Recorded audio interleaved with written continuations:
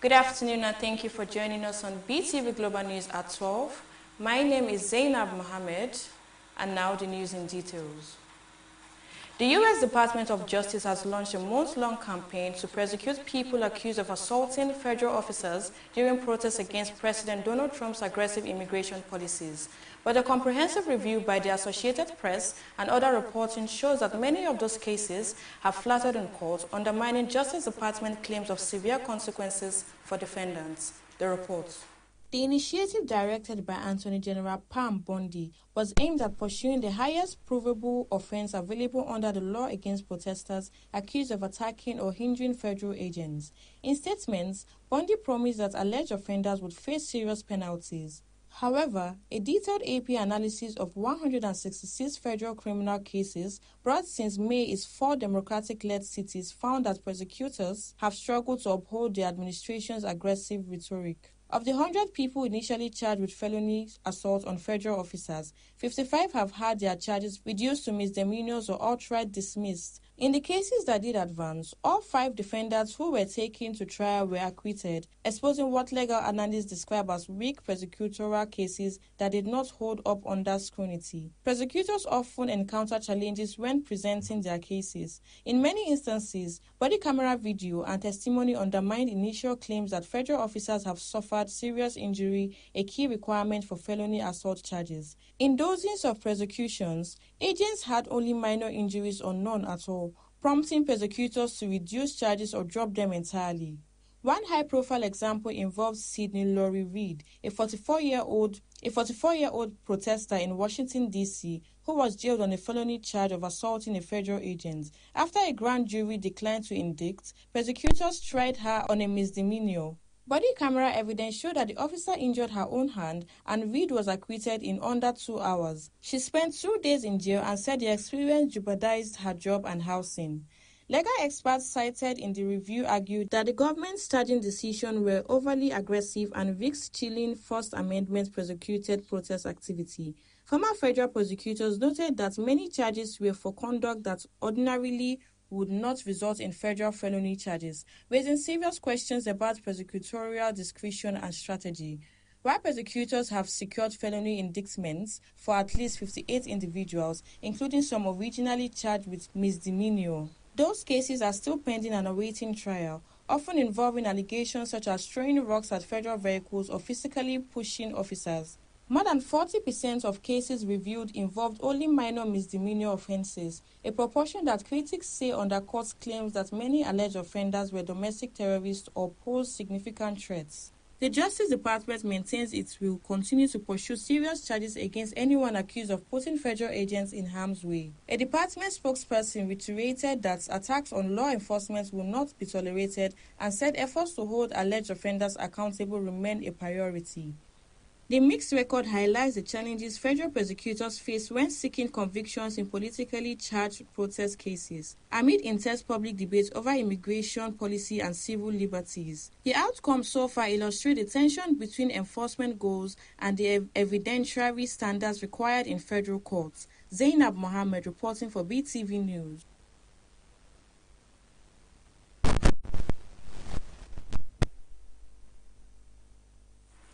Farmers from across Europe blocked roads in Brussels on Thursday, staging a large protest against a proposed free trade deal between the European Union and South American countries, which they fear will threaten their livelihood and destabilize the agricultural sector.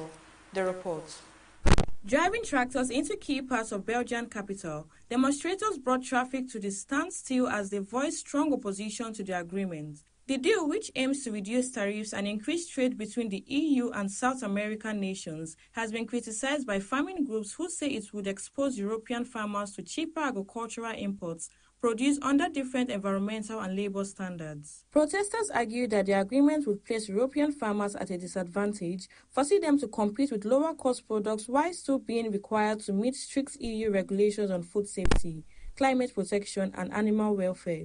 Many farmers say the imbalance could lead to falling income, farm closures, and the loss of rural jobs. During the protest, farmers set fire to symbolic coffins bearing the word agriculture, signaling what they believe could be death of local farming if the deal goes ahead. The demonstration was heavily policed but remained largely peaceful despite its disruptive nature. Beyond economic concerns, there are growing political worries surrounding the deal. Critics warn that ignoring farmers' grievances would fuel public anger and increase support for far-right political movements, which have already been gaining ground in several European countries by capitalizing on rural dissatisfaction and economic insecurity. EU officials have defended the proposed agreement, saying it would boost exports, strengthen international partnership, and benefit consumers. However, they have acknowledged the concerns raised by farmers and promised continued dialogue with agricultural groups. As negotiations continue, farming unions have vowed to maintain pressure on policymakers, warning that further protests could follow if their demands for stronger protections are not addressed. Zainab Mohammed reporting for Beetv News.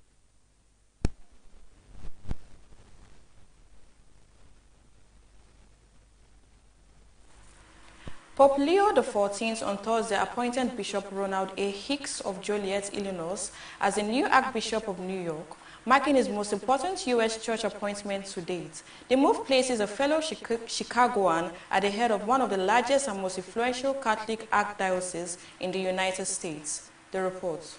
Leadership transition in New York. Bishop Hicks, 58, succeeds Cardinal Timothy M. Dolan, who retired after reaching the mandatory retirement age of 75 and submitting his resignation earlier this year. Dolan, a prominent conservative figure in the U.S. Catholic hierarchy, served as Bishop of the New York for 16 years. His resignation was formally accepted by Pope Leo XIV on Thursday. Background of the new Archbishop, Hicks currently leads the Diocese of Joliet in Illinois, a position he has held since 2020 after being named Bishop by Pope Francis. A native of the Chicago area like Pope Leo XIV, Hicks was ordained a priest in 1994 and has served in various pastoral and leadership roles, including Auxiliary Bishop of Chicago. He also spent 5 years working in Latin America, including ministry in El Salvador, giving him experience with immigrant communities and international pastoral outreach. At a press conference in St. Patrick's Cathedral following the announcement, Hicks emphasized his commitment to compassion, human dignity, and collaboration with civic and faith leaders. He expressed deep gratitude for his appointment and acknowledged the challenges ahead. One of Hicks' first major responsibilities will be overseeing the implementation of a $300 million fund to compensate survivors of clergy sexual abuse, a plan finalized under Dolan to resolve around 1,300 outstanding claims against the Archdiocese. At the news conference, Hicks affirmed that the church must remain steadfast in protecting children, supporting survivors, and promoting accountability and transparency. His leadership begins at a time when the church continues to navigate broader societal issues, including relations with the Trump administration and its immigration policies. Hicks has previously aligned with statements from the U.S. Conference of Catholic Bishops that call for humane immigration reform and emphasize the church's commitment to the dignity of all people. Hicks' installation as Archbishop of New York is scheduled for February 6, 2026. Until then, Cardinal Dolan will serve as Apostolic Administrator of the Archdiocese, ensuring continuity of leadership. Temitope Oluwafemi reporting for Beetv News. China has strongly criticized the United States following Washington's announcement of more than $10 billion in new arms sales to Taiwan, describing the move as a serious violation of the One China principle and a threat to regional stability. The report. The arms package announced on Wednesday consists of 8 separate agreements covering a wide range of advanced military equipment. According to U.S. officials, the deals include 82 high-mobility artillery rocket systems and 420 Army tactical missile systems.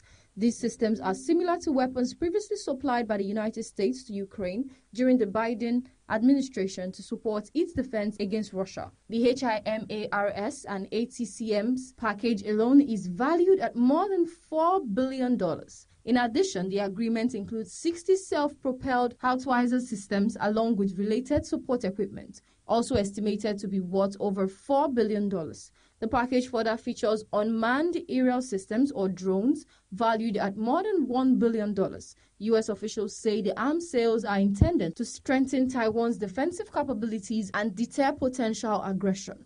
Reacting to the announcement, China's Ministry of Foreign Affairs issued a sharp protest stating that the arms sales undermine China's sovereignty and security interests. Beijing warned that the move could escalate tensions across the Taiwan Strait and damage China-U.S. relations. Chinese officials reiterated that Taiwan is an inseparable part of China and accused Washington of interfering in China's internal affairs. China also called on the United States to cancel the arms sales and stop military contact with Taiwan. It warned that Beijing would take firm and resolute measures to safeguard its national interest, though no specific actions were immediately announced. Taiwan's government, on the other hand, welcomed the U.S. decision, describing the arms package as vital to maintaining its self-defense capabilities and growing military pressure from China. Taipei, who consistently argued that strengthening its defenses is necessary to preserve peace and stability in the region. The latest arms sales are expected to further strain relations between Washington and Beijing, which have already been tense over issues including trade,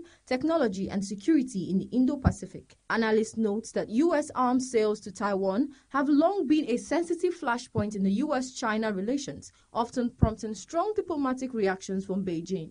Temitope Oluwafemi reporting for Beetv News.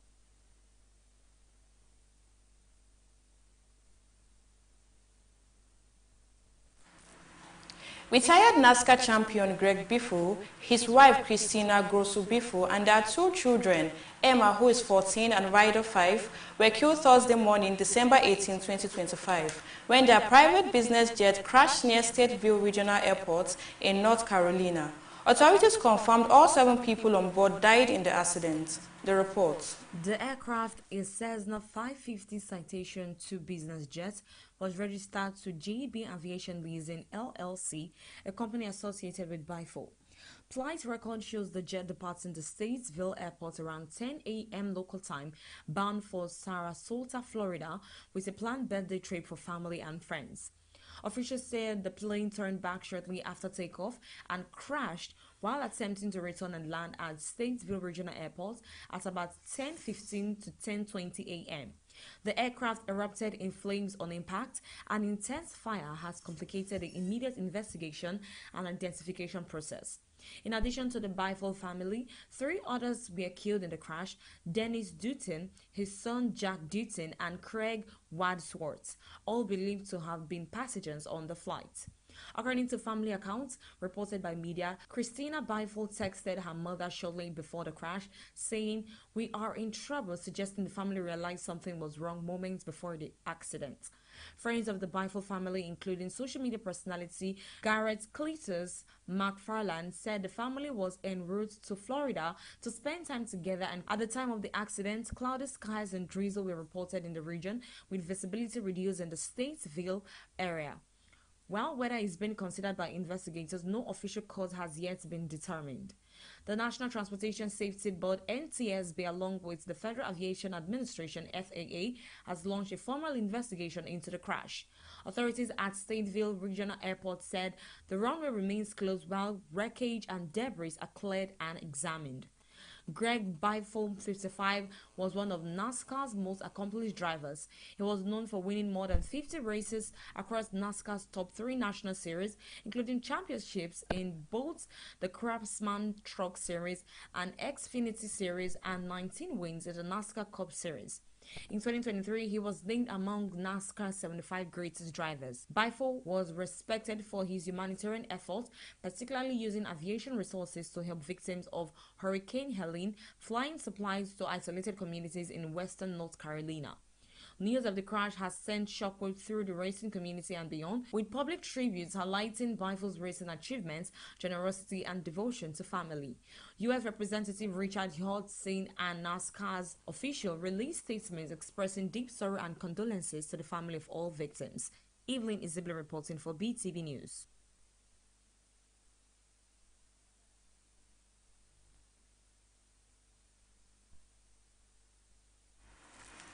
Democrat Eileen Higgins was sworn in Thursday as Miami's first female mayor, marking a historic milestone in the city's political landscape and ending nearly 30 years of Republican leadership in the coastal Florida city.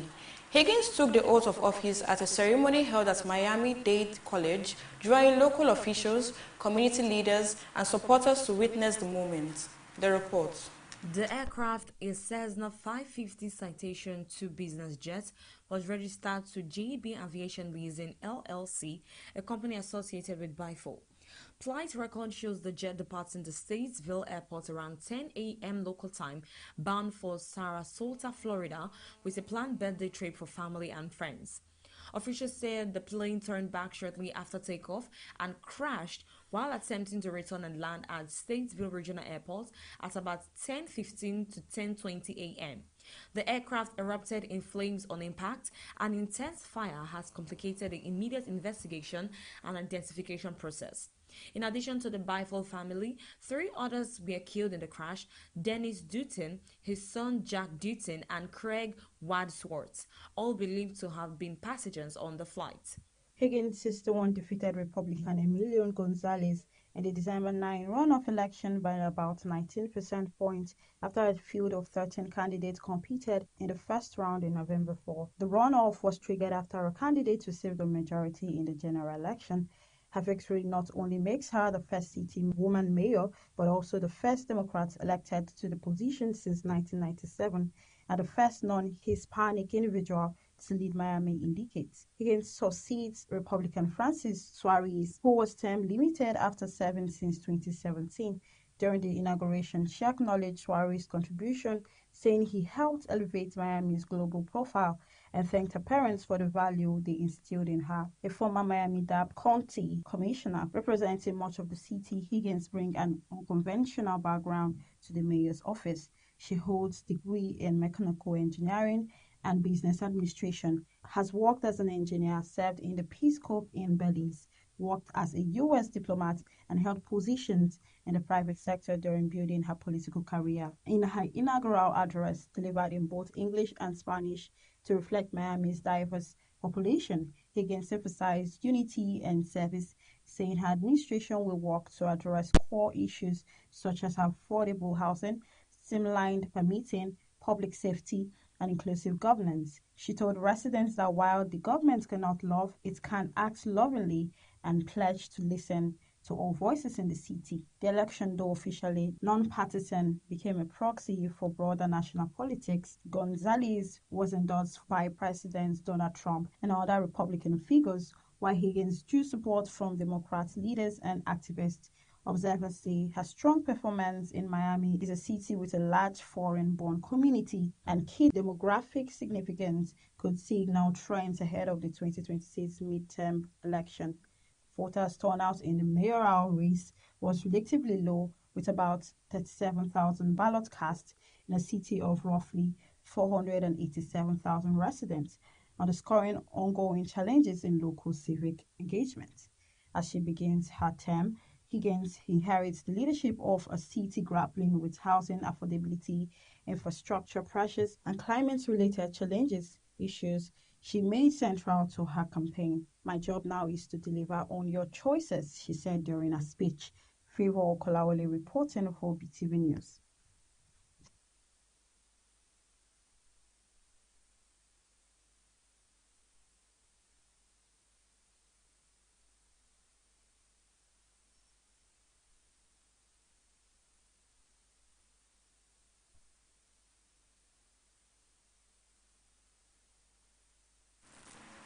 Now to business news. The federal government says 149 companies currently enjoying pioneer status incentives will retain their tax holidays for at least 2 more years, despite Nigeria's transition to a new tax regime scheduled to take effect from January 2026. The report. The Nigerian Investment Promotion Commission said the firms are protected under transitional provisions of the new tax framework to preserve investors' confidence. Data showed that since 2017, the Pioneer Status Incentive has attracted about 8.7 trillion naira in capital investments and created 58,897 direct jobs, mainly in manufacturing and Lagos State. Of 693 applications received between 2017 and the second quarter of 2025, 304 were approved, 64 denied, and 1 certificate cancelled, leaving 149 current beneficiaries. The incentive, which grants up to 5 years of corporate tax relief, will be phased out gradually and replaced with a tax credit-based economic development incentive under the new tax law amid concerns over an estimated 8 trillion naira annual revenue loss from waivers. Nominees to head Nigeria's petroleum regulatory agencies have pledged sweeping reforms aimed at purging value leakage, restoring discipline and attracting fresh investments under the Petroleum Industry Act. The nominee for the Nigerian Upstream Petroleum Regulatory Commission, Orishemiyiwa Eyesa, said weak digitization and poor data integration were costing the country significant value, promising real-time data systems, collaboration with stakeholders, and strict enforcement of their PIA. Her counterpart at the Nigerian Midstream and Downstream Petroleum Regulatory Authority, Saidu Mohammed, stressed strict contract enforcement in the gas sector to address shortages, revive pipeline transportation, strengthen quality assurance, and prioritize domestic energy needs alongside exports. The Senate said the nominations come at a critical time for Nigeria's economic recovery, with confirmation expected in the coming days following further engagement. Livestock and agriculture stakeholders have urged the federal government to expand grazing reserves beyond the 3 pilot locations to at least 1 reserve in each of the 6 geopolitical zones. The course follows the launch of pilot grazing reserves at Wawa Zange in Gombe State, Wase in Plateau State, and Kawo in FCT. Stakeholders said properly developed reserves with water, veterinary services, access roads, schools, and healthcare would reduce transhumance, farmer-herder clashes, and insecurity. They warned that the current scale is too limited, giving Nigerians 417 designated grazing reserves, and called for regional balance, transparency, and stronger engagement with pastoralists, local governments, and traditional rulers to ensure sustainability and attract private sector investments. Zainab Mohammed reporting for Beetv News.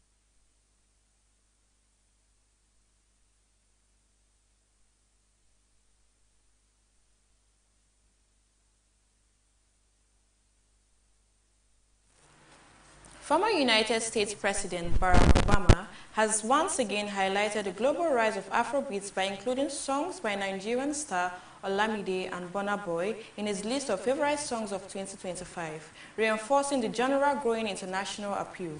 Also, Waterloo Road actor William Rush dies aged 31.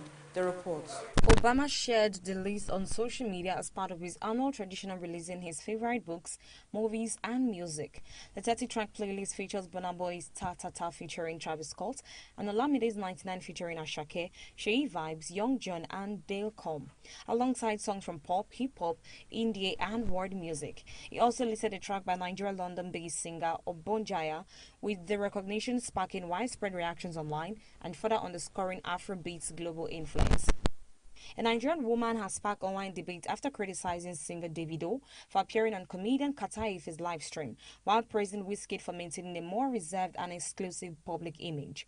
In a video circulating on social media, the woman argued that not every platform deserves the presence of an A-list artist, saying Davido sometimes tries too hard to be liked by everyone, while acknowledging his friendly and approachable nature. She said celebrities should set boundaries to protect their brand and stature. She also questioned Kataifi's relevance, criticizing his style of comedy as not representing the kind of culture she believes should be promoted. British actor William Rush, best known for his role as Josh Stevenson in the BBC One drama Waterloo Road, has died at the age of 31, his family has announced.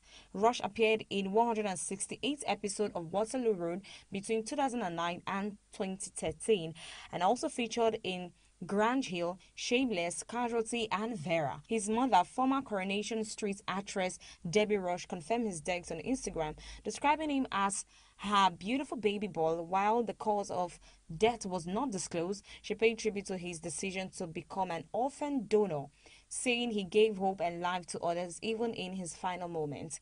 Tributes have poured in from colleagues across the entertainment industry as the family requested privacy during their grief. And that's it on the entertainment news. Evelyn Isabel reporting for BTV News.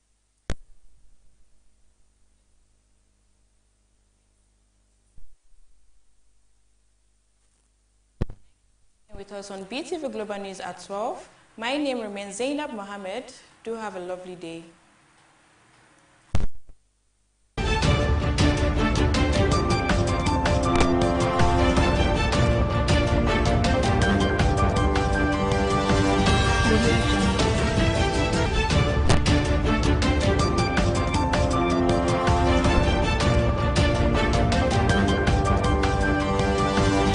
Thank you.